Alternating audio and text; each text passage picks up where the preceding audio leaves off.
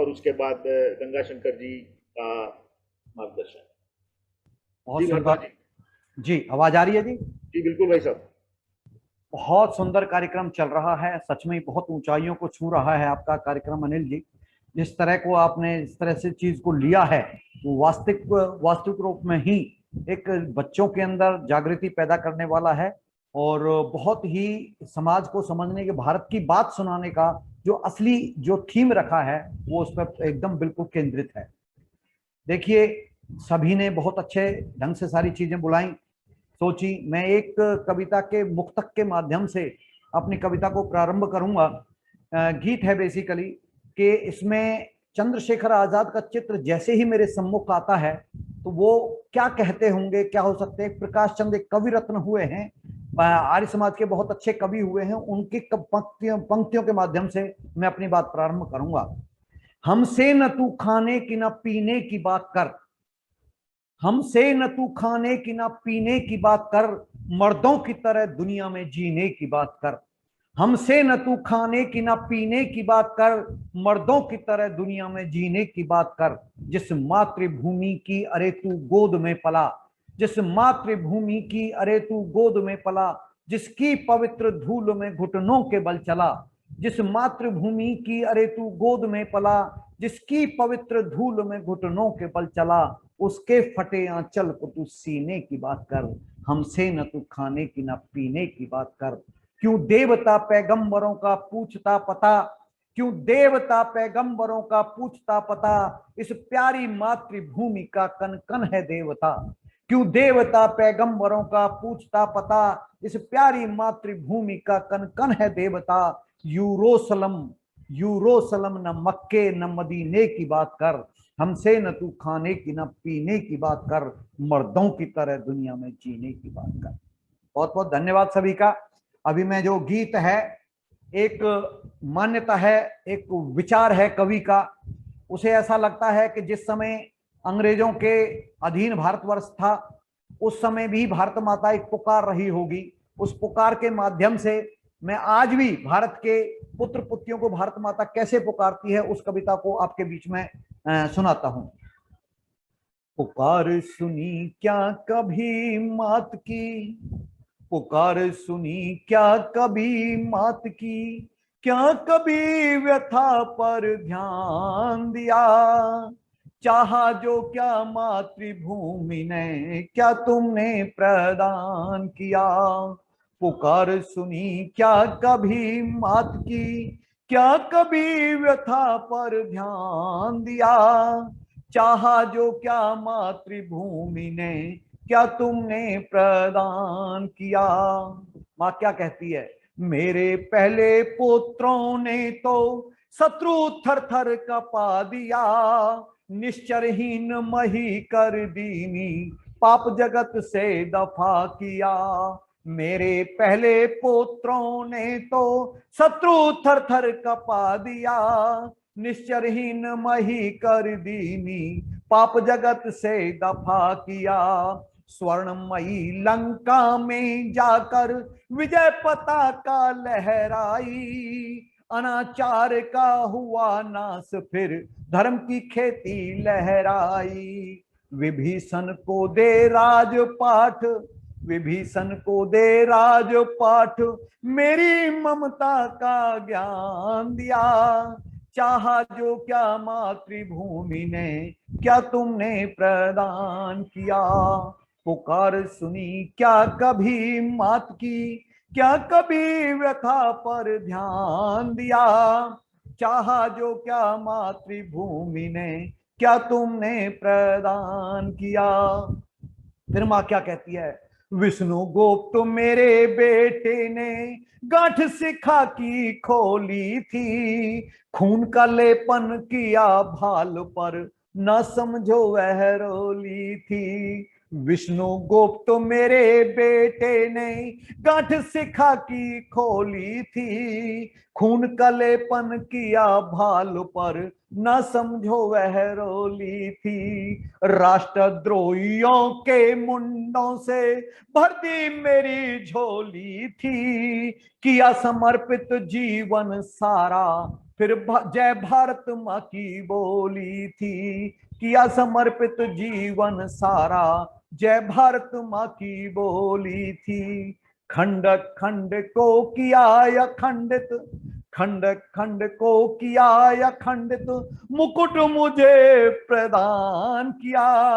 चाहा जो क्या मातृभूमि ने, क्या तुमने प्रदान किया। पुकार सुनी क्या कभी मात की, क्या कभी व्यथा पर ध्यान दिया।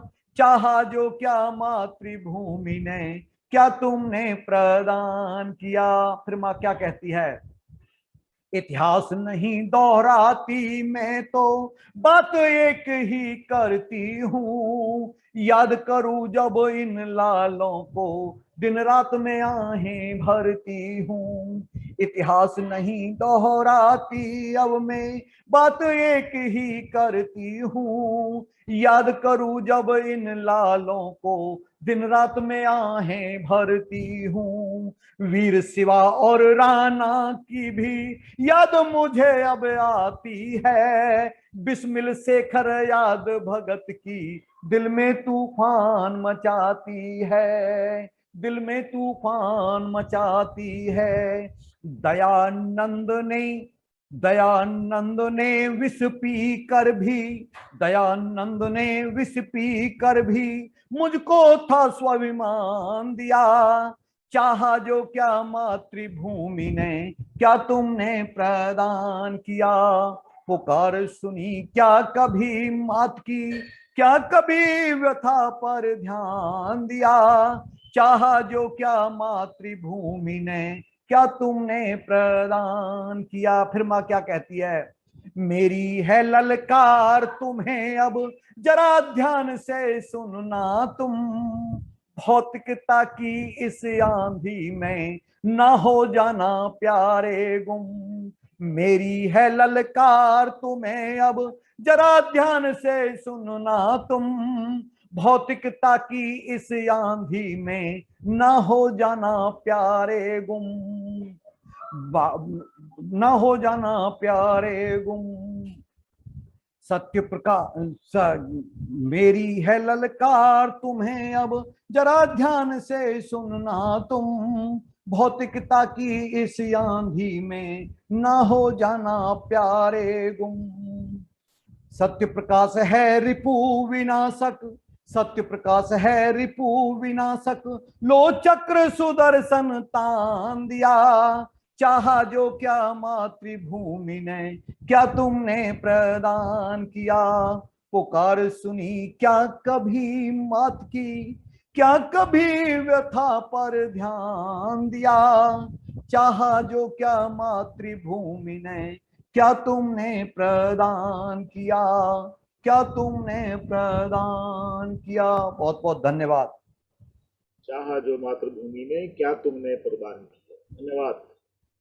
आज भारत की बात सुनाता हूं कि इस चौथे एपिसोड में आज हम लोग चंद्रशेखर आज़ाद जयंती मना रहे हैं, जिसमें हमारे साथ देश भर से कई स्थानों से लोग जुड़े हैं और बहुत से बच्चों ने इस बार पार्टिसिपेट किया है।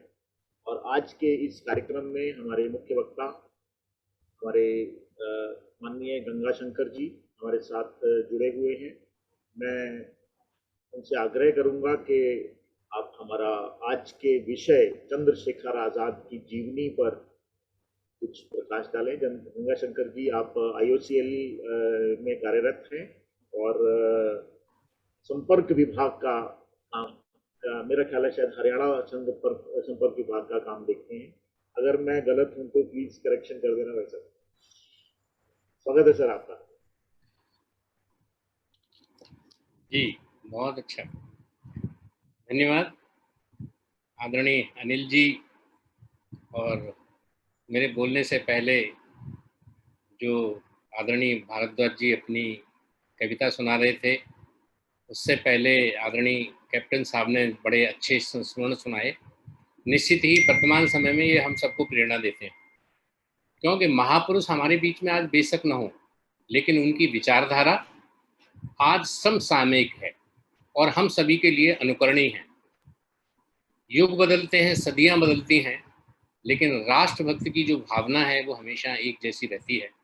तो पूर्व वक्ताओं को मैं नमन करता हूँ और वंदन करता हूँ कि बड़ी श्रेष्ठता के साथ उन्होंने अपना काव्य पाठ भी किया और अपने कई छंदों के द्वारा आज के इस कार्यक्रम को लोगों को प्रेरणा दी। आजाद चंद्रशेखर वास्तव में एक व्यक्तित्व नहीं थे, एक वो विचारधारा थी। आज की इन वर्तमान परिस्थितियों में हम अगर कल्पना करें कि वो गौरवशाली इतिहास वाला हमारा देश, गौरवशाली परंपराएं, आज 21वीं शताब्दी में बहुत से देश उस टेक्नोलॉजी में, उस ज्ञान विज्ञान की परंपरा तक नहीं पहुंचे जहां पर आज से हजारों वर्ष पहले हमारे देश उस श्रेष्ठता को प्राप्त किए हुए थे।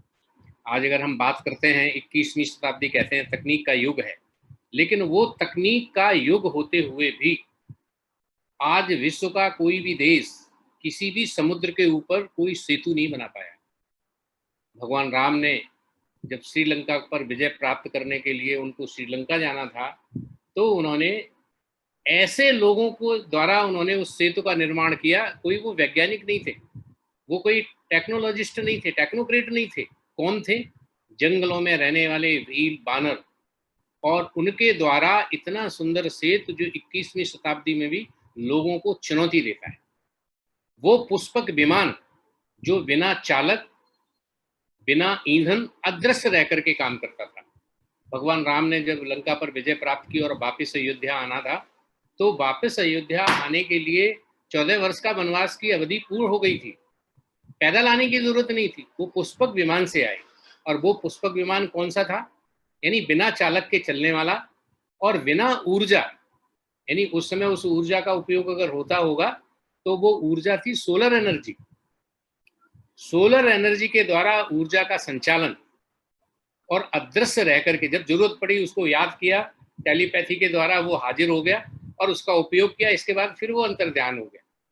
इतनी श्रेष्ठ टेक्नोलॉजी वाले हमारे देश, श्रेष्ठ परंपराओं वाला देश, नालंदा, तक्षशिला जैसे श्रेष्ठ विश्वविद्यालय जहां हजारों की संख्या में लोग पढ़ने आते थे। और आज जैसी व्यवस्था नहीं थी कि वीजा पासपोर्ट लेकर के आना है।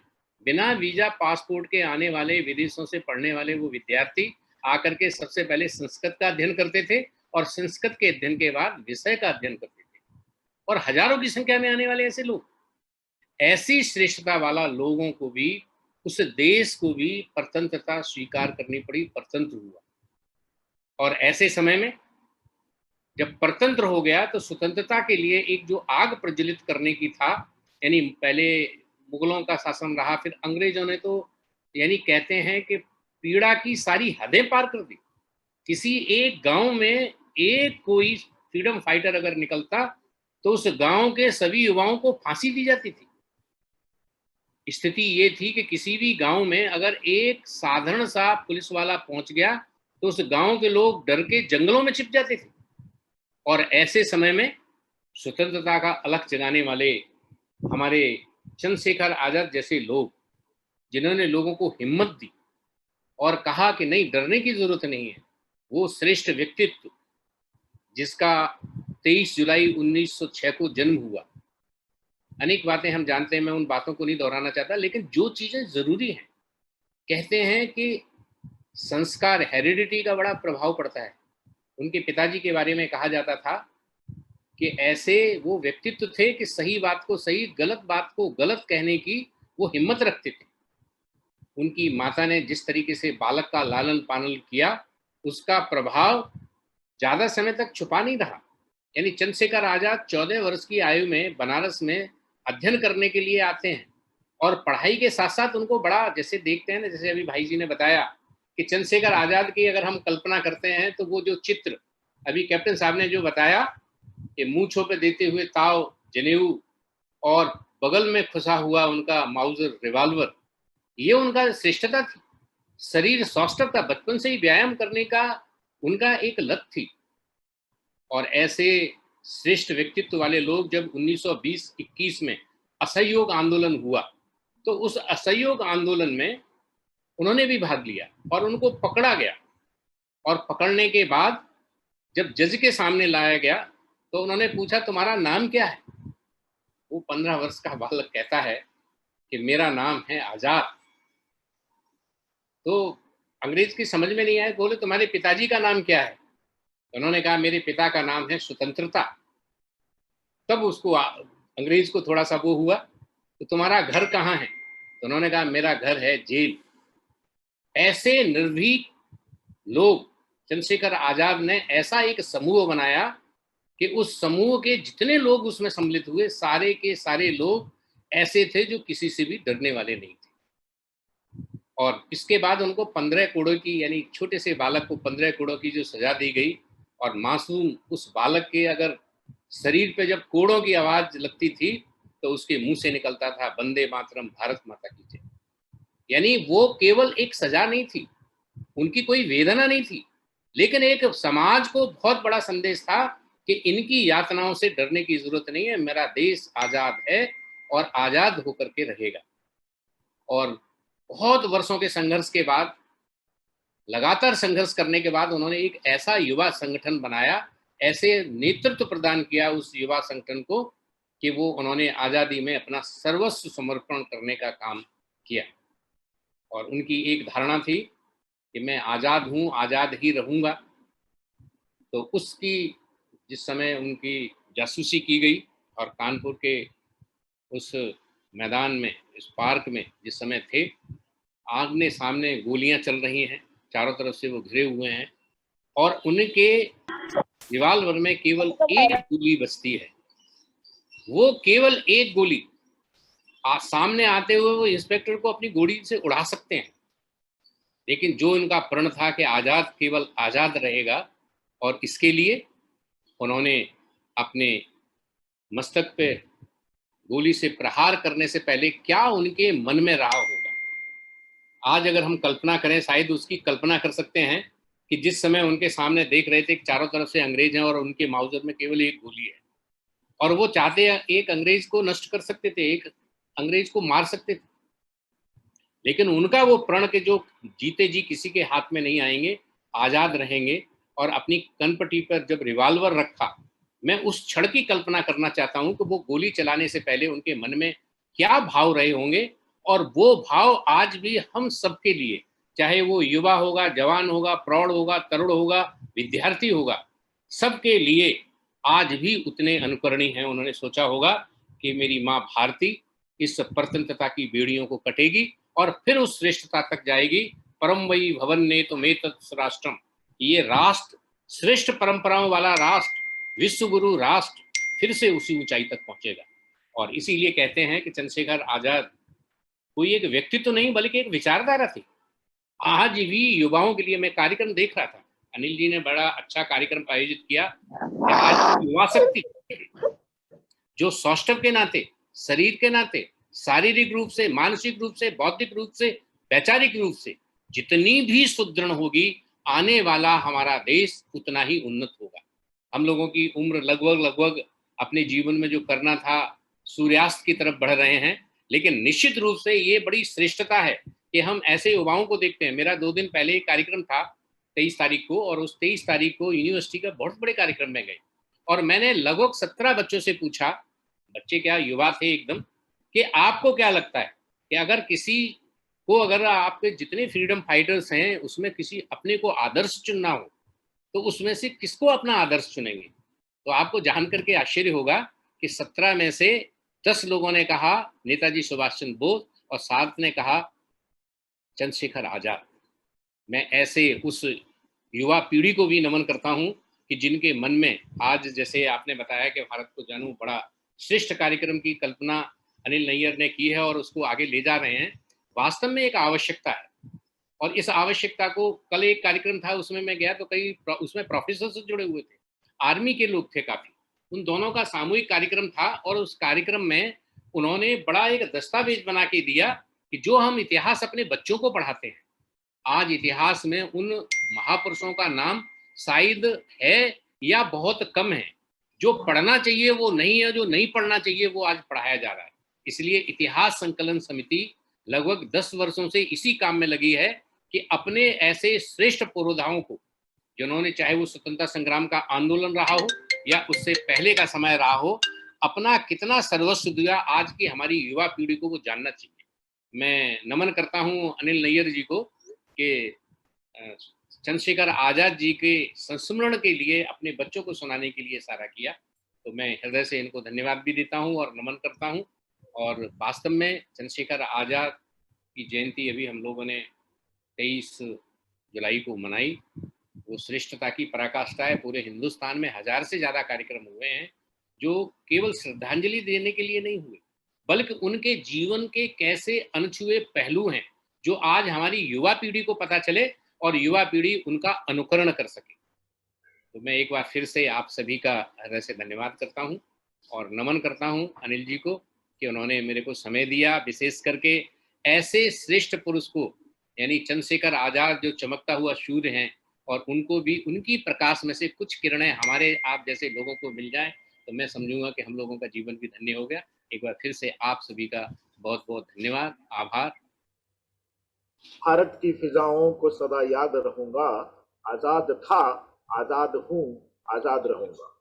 बहुत बहुत धन्यवाद भाई साहब।